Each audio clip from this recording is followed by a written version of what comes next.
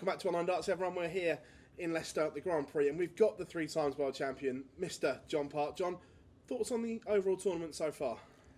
Yeah, it's been really a fantastic tournament in a lot of ways. If you like entertainment of darts, like obviously a lot of big names going out, a lot of nervousness, and a lot of unexpected turns. And you watch a lot of darts during the course here. These days we got a lot to watch if you're a real avid fan, and this just gives you something here you don't get as much of the rest of the year. And I enjoy it, and I enjoy seeing the big names under the pressure of, wait a minute, this is really hard. Even Luke Littler in form getting dumped out by Rob Cross. Just spectacular stuff.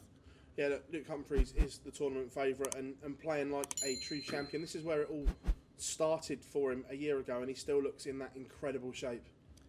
Yeah, he really does look solid to me. He just looks, when he's standing at the hockey and going well, like he didn't really look fully at the start of his match with Stephen Bunting, but when he got back rolling and then in the second round, he just delivers, and he looks like he's going to deliver. The body language is there. It's really good stuff. I hope he can keep that up and just show less and less of frustration. He doesn't need to give anything to anybody. We all know he's good. We know when he's missed, he can keep it to himself. He just get on with beating people, and he's going to get harder and harder to beat. It's been an interesting tournament for media comments from other players. Gary and James in particular saying that Luke's not getting the respect he deserves and not being treated as a world champion. What's your thoughts on that? Well, I think that sometimes you need to be around a lot longer, maybe. Everything's relative. I mean, I think that, you're always in the shadow of somebody else when you come along. And, and the tough thing for Luke is he's also been a little bit overshadowed by the younger Luke.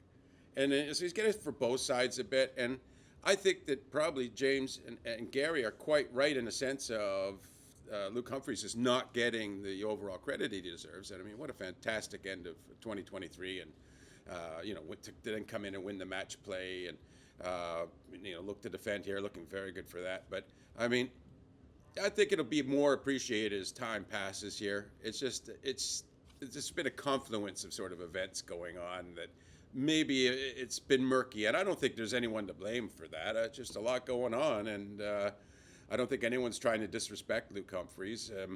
I think every world champion, when they've gone into the year of being the world champion, they're just measured by a different stick as well. So, I remember experiencing it. People expect you to win every time you play and this sort of thing. It's quite hard, and to live up to that. And, I'm sure Gary remembers some of that too. But yeah, I think Luke, he gets credit. As a sport, we're blessed to have Luke and Luke together playing at one time so well. Like it's a bit like Phil and Michael going at it back in the day. Gary and Michael going back in the day. 2 players at the top of their game at one time. Yeah, it's a little different for us, isn't it? They're not the same age or anything, but come along, kind of.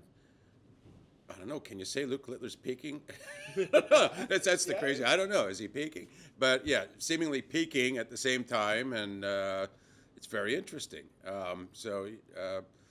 It is different for us, and it's a different dynamic. And there's not really a huge divide between the 2 Lukes and the rest of the players as well right now. I think that the game's extremely healthy. It only looks to get healthier and healthier, and. Some of the guys that have been around a long time, they're fighting to keep their spot in their form, and we're seeing a bit of that here. You wake up, say a person like a Joe Cullen or a Dimitri, they come and win this. Now that changes the dynamic yet again of how we look at the next couple of events. And it's really an interesting time to follow the darts. And I don't think because other people get talked about, that is a reflection on the person that isn't talked about. As a whole, as a player right now, looking ahead, it is busy, but already players have started murmuring about Ali Pali and the World Championships. Is this the time where you started to think about it? And most players, is this the time where it is in the back of your mind? Wow. Reeling back the years to think about that question. Yeah, you do generally kind of, but I always tried to be in the moment. You always say match by match, but no, tournament by tournament. I was pretty focused on if I was at the World Grand Prix. I was about the World Grand Prix. I wanted to do well there. I wasn't thinking about anything else. I thought if I did do well at any tournament I was happened to be at, that would help me to play well moving along. So I wanted to always do well to build my confidence. But I wasn't ever distracted by the World Championship. I don't think it was ever more in my mind than the tournament I was at. Even for a floor tournament, I just thought, okay, you got to establish yourself as somebody that's really hard to beat. You got to win if you can, and that puts things in place for a World Championship. The game at the top end at the moment is really interesting because, like you said, Luke in great form, and then we've got Michael pigs and troughs. When he's good, he's very good, but he was obviously not very well and off here. We've seen Gary great on the floor. It's an interesting time with these majors now because there are so many potential winners.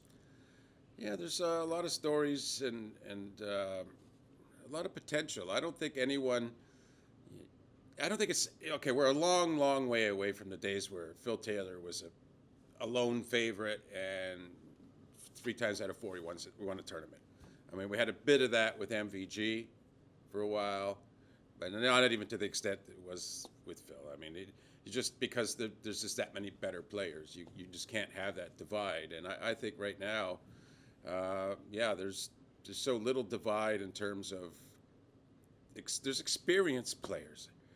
I mean, like, I'll go back to Joe Cullen again. I mean, I was losing to him when he first came along, like 15 years ago, when I was on a tour, and he'd batter in these 12-dart legs and toss me aside, and I'm like, who is this kid?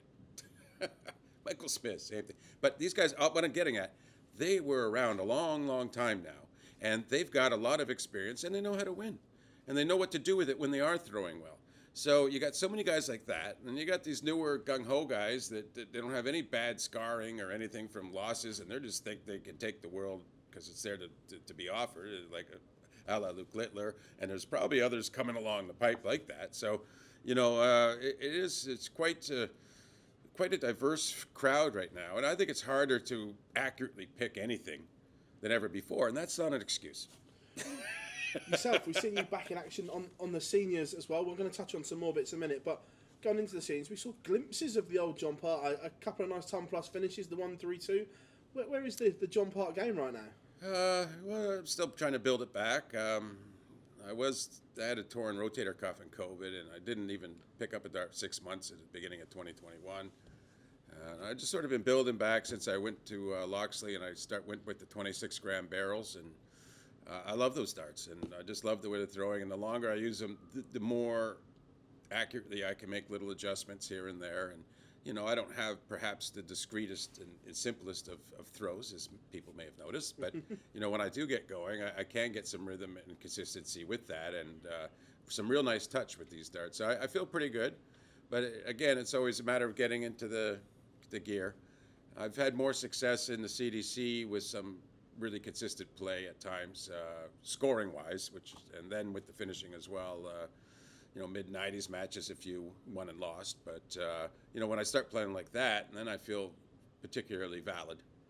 Well, on the CDC, a couple of big ones coming up. Obviously, first of all, this coming weekend, that you're getting yourself, obviously, after the Grand Prix, as we're recording this, getting yourself ready for the Continental Cup. And you fancy your chances of going there and doing some bits? Well, I do. Am I the likely winner? Probably not. I'm a low seed. I wish I could play every single CDC weekend. I can't because I work for Sky, and one of the weekends is against Blackpool. So that's sort of an issue. But I did still manage to just get in, and, proud enough of that. But, yeah, I believe on any match I can win. And I think, for me, just winning that Friday night match against the top seed I got to play is, if I could do that, then I can win the thing. And obviously, as well, you said snuck into this and also qualified for cross-border next year as part of Team Canada. I know that was something that you wanted to do as well.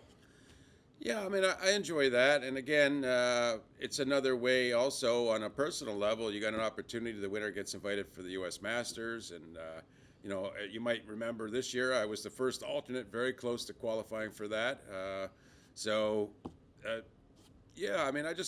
love playing. I love competing. Of course, it's a lot more enjoyable when you play well, when you play sort of how you feel. Like I say, you at least get like the mid-90s sort of thing, and you feel like you showed up and you was there. Win or lose, you feel like you played at least. darts in North America seems in a really good place right now. From what we can see, that the players are getting better. We see Stowe Bunce coming over and playing in the Super Series. We've obviously got Alex Spellman, Leonard Gates has qualified for Ali Pan again, Cameron, Long. The list goes on. It seems in a really good place. It does. In a lot of ways, it seems like the seniors tour. A lot of the same guys.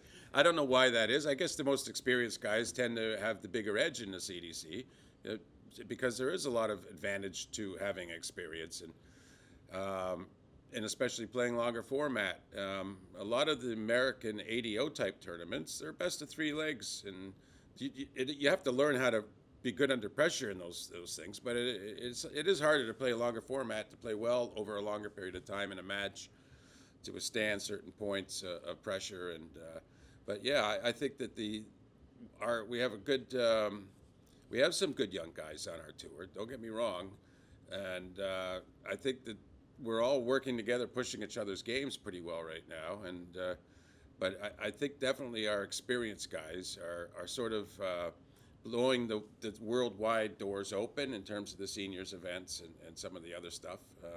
Of course, we do get guys on the regular pro tour, and Jules and Danny and Matt Campbell and Matt, and so we miss them on the tour week to week because we don't, or on the weekends we have our tournaments. They might come to 1 or 2 if they can, if they're even allowed. I think the second you get a card, you can't. Yeah. But in any case, yeah, I mean, we still keep pushing each other. There's a lot of skill there, and I think the expectation level is good. Oh, I was going to say, yeah, the other thing is obviously, like right now with Stowe Bunce winning groups, and a lot of guys we send over are winning groups at the Modus League. Yeah. Very positive for the mentality of our players overall. Every time anyone comes and does well here, you all just feel that little better over playing in our events, saying, yeah, look, we're making something happen here. Yeah, well, I look at the players that have won groups: Spellman, Bunce this week, Cameron, Long, McMillan. The list goes on. That it's in a good place. It really is, and it's a tribute to that. Like the CDC, about a decade now. I'm not sure the exact number, a little less, more, I forget. But the point is, they've stuck with it, and they actually are seeing their product go out into the world and perform well, and their product being pro dart players and pro dart players to play against each other. And they put their matches on, and we have some really good ones, and unfortunately, a lot of the time difference for over here isn't great live, but sometimes it is. We'll play some afternoon tourneys, and that'll be in the evenings here, and it's well worth checking out. Devil's advocate, you win the Continental Cup, you're going to the Grand Slam. What's worse, returning to Sky Sports live stage for the first time in a while, or having Wayne commentate on your game? Oh, I'd rather have him commentate on my game than actually have to be in the booth with him. John, it's an absolute pleasure catching up with you here in Wolverhampton, mate. Leicester. Thank you very much as always. Yeah, you're very welcome, Phil. 180!